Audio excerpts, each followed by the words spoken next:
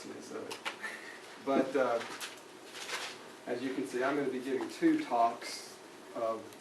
One's actually going to be 2 or 3 weeks from now, giving you a basic underlying treatment of semiconductor physics, materials, and devices. The idea behind this is this is a fairly broad REU program. The previous REU program this department had about 10 years ago was based on wireless communications, and everybody was doing something in wireless communications. This is fairly broad, and it's one of the things I had to be careful of when I wrote the proposal, was to not make it too broad. But it is broad. If you remember, the title is REU is Solid-State Devices for Electronics, Photonics, and Magnetics Technology. That's fairly broad.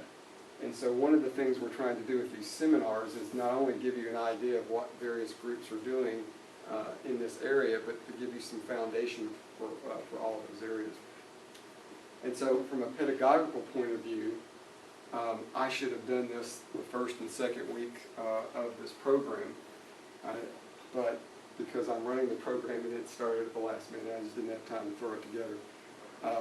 And if you recall from Dr. Wang's talk, a couple of times he referred to things that I'm sure Dr. Harrell told you about, but I hadn't, because I'm going to tell you about it now. So the idea of what I'm going to talk about, this is going to be much more like a class. In fact, everything in here either comes from just general knowledge or class notes when I teach semiconductor physics. And the idea is everything that we're doing in this REU program, some very directly. For example, Andrew works with me. I doubt he's going to see anything here he hasn't already seen before in the last 5 weeks working with me. But not everybody's working directly in this area, but it underlies everything.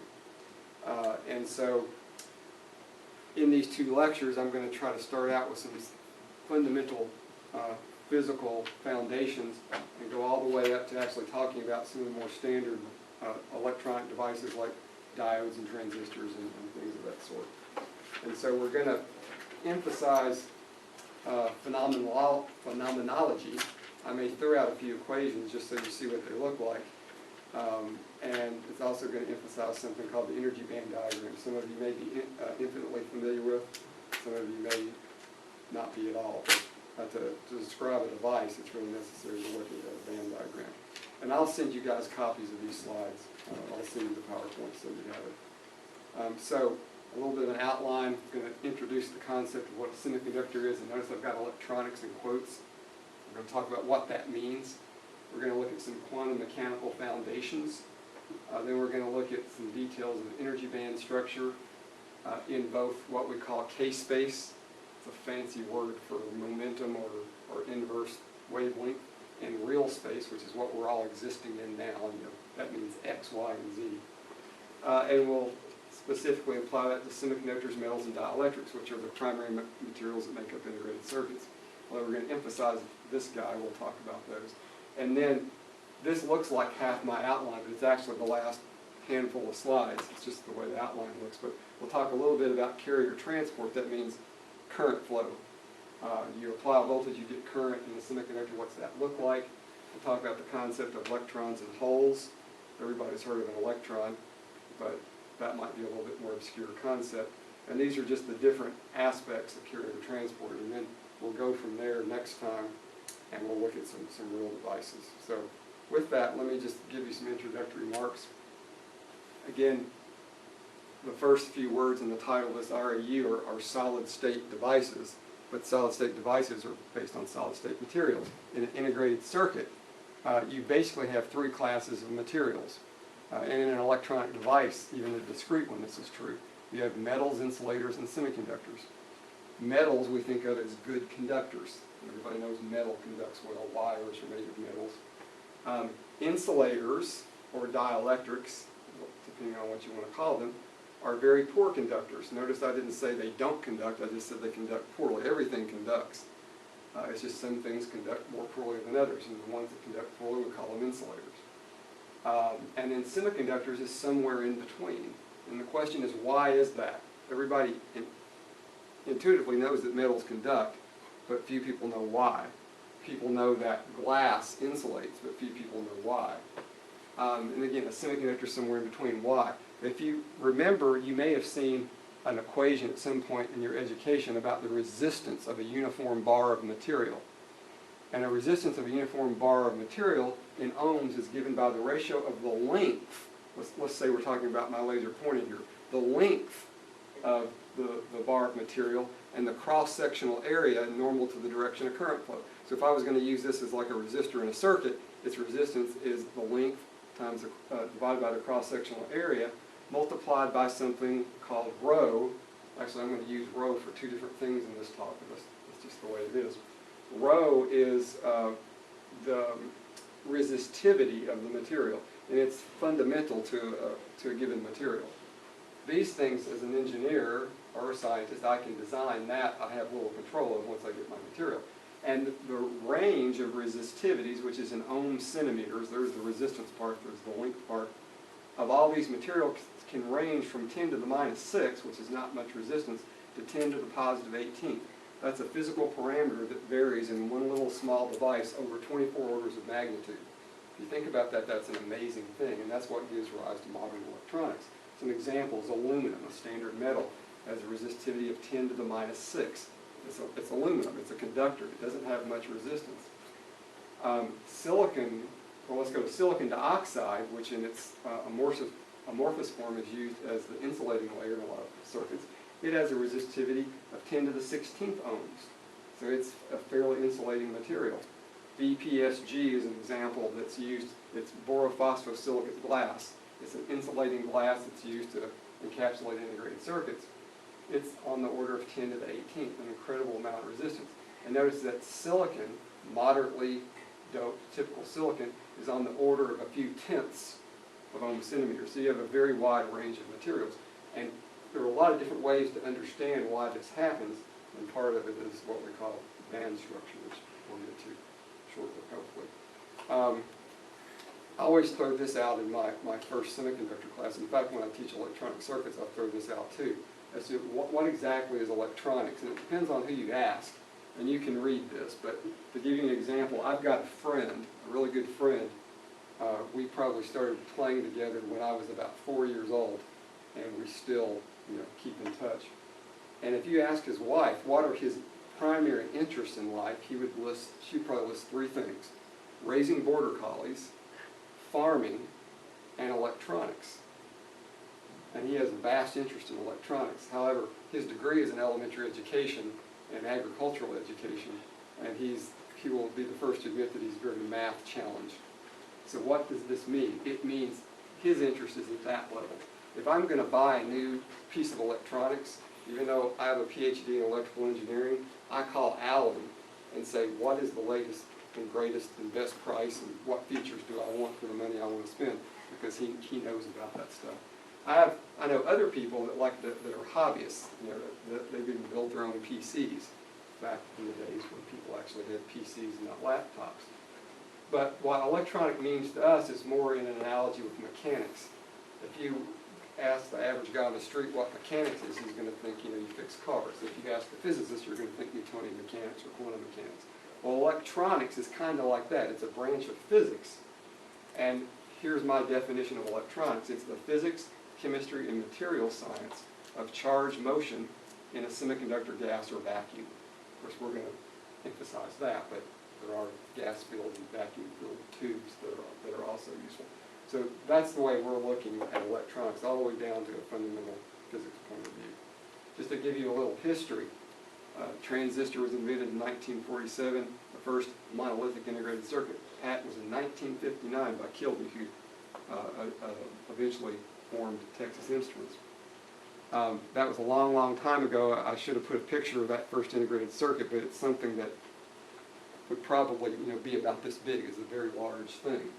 But it led to obviously some fantastic innovations down the road. Some of the feature sizes of integrated circuits today, the red is where I've updated these notes over the years.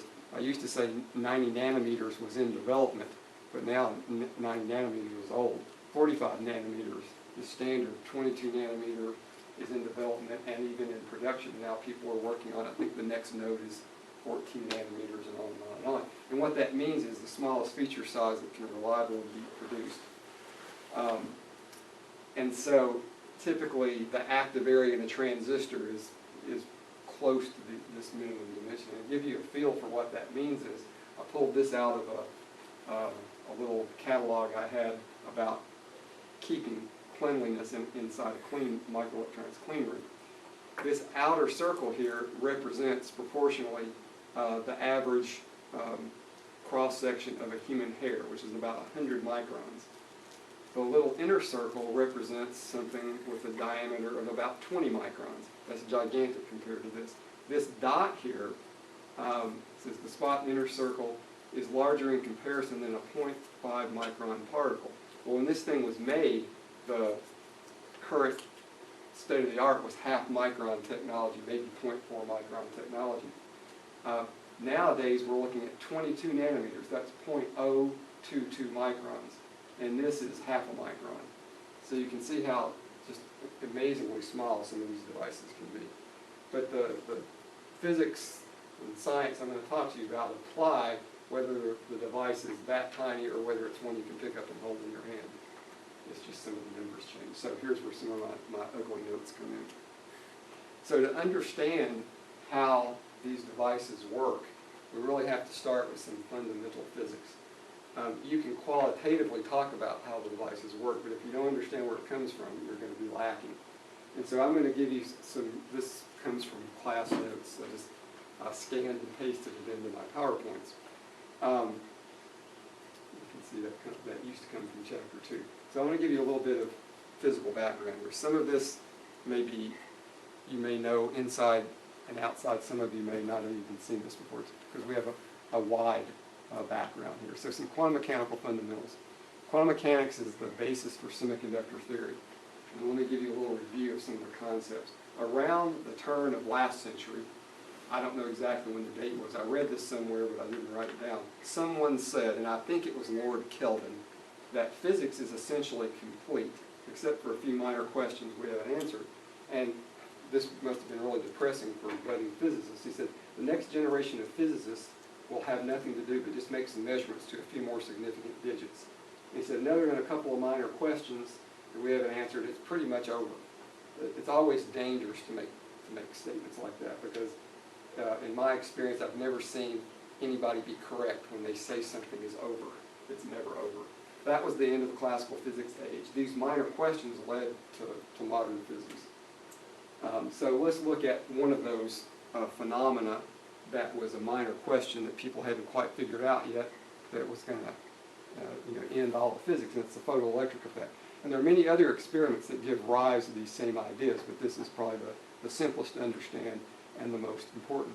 So imagine you take a piece of metal that's very, very finely polished and thin and smooth, atomically smooth, cleaned and in a vacuum, and you shine monochromatic incident light on it.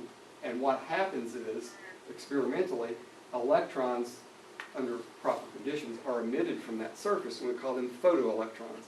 They're secondary electrons that are due to the incident light.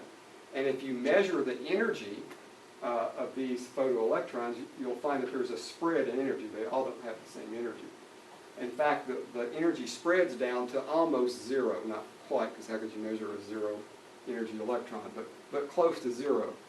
What's interesting, though, is if you plot the maximum kinetic energy of these guys bouncing off, and we'll call that Tmax because that's what the textbook called it that I use in this class, the maximum kinetic energy is very sharply defined. In fact, it looks kind of like this. If you plot Tmax as a function of the frequency of the light, you'll find until you get to some minimum frequency, we'll call it nu knots, Greek letter nu, you get nothing, and then all of a sudden you start getting photoelectrons, and if you map the maximum energy, it seems that Tmax is linear with frequency. Okay? And in fact, Tmax is only a function of frequency. It's not a function of the intensity of the light. You would think that if you turned up the intensity of that light or that laser, that you'd get more energy in these electrons, but it's not the case. It only varies with frequency. So at a fixed frequency, a higher intensity of light only gives you more electrons, but it doesn't give a change in the spread of energy. So, again, I think I already said this. Nu knots is a so-called work function. You've got to get a certain frequency before you get anything. Otherwise, if you're less than that, you get no photoelectrons.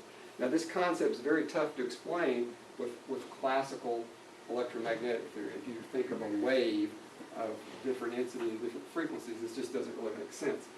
What could explain this is if this so-called light that was hitting the surface was actually particles. We call them photons. And so each photon has the same, it's monochromatic, the same wavelength, the same frequency. And the more intense the light, the more photons you have. And so if each photon were to knock off an electron, then obviously the more photons you have, the more electrons you're going to get. But then somehow the wavelength or the frequency of that photon must be related to the energy. So that's the idea that came out of that, was the idea of light quanta. That light, or electromagnetic radiation, doesn't have to be light, has a particulate nature, which we call a photon, and that's shown by the photoelectric effect. So what Einstein did was, in looking at those results, he applied an idea from Max Planck, who applied this to black body radiation. So it's called the Planck-Einstein relationship, that says that the energy of that photon is directly proportional to its frequency, and found that the used this proportionality constant, which is the Planck constant, depending on what units you want to use. This one is obscure fundamental constants. And it came up with the equation E equal h nu. And so this is a manifestation of, say, the photonic or particulate nature of a photon. So the higher the frequency, the higher the energy. The proportionality constant is h. About the same time, Einstein also came up with this famous equation. Everybody knows this, even non-scientists, equal mc squared mass energy equivalence. And I put this up here because in a second we're going to relate those two together and come up with a useful relationship. So if you go back to this, this plot here, it's just a straight line. You can express it T max as h nu minus h nu naught, where that's the work function. And so that model, that simple model of that relationship, applies to the idea that these photons are just little bundles of energy. So we could write equal h nu, or we could write equal hc over lambda, where lambda is the wavelength and c is the speed of light. Now, I thought this was the next slide, it's the one after it. So all this, there's a lot of steps we're leaving out here, and a lot of this was done by de Broglie, but the idea that comes out of this is that these photons, or this electromagnetic radiation, also acts like a particle. So light acts like a particle, it also acts like a wave. And then you extend that a little bit further and say, actually, this applies to everything. So electrons and particles act like waves, and they also act like particles, and this is called the wave-particle duality concept. So de Broglie, who was a graduate student, I believe this is true, history is not my strong point, but I believe de Broglie was a grad student of Erwin Schrödinger. And so what he did is he combined the two relationships, the equal h nu and equal mc squared, and with the postulate that all particles and all electromagnetic radiation follow this basic principle. They all have a momentum and they all have a wavelength. A little side note here is the idea of the wavelength of a particle, such as an electron, has been borne out through hundreds of experiments with electron beams. In fact, electron beam lithography, a fabrication tool, basically makes use of the wavelength of electrons to do a very small scale lithographic imaging. In any case, you do a little bit of algebra.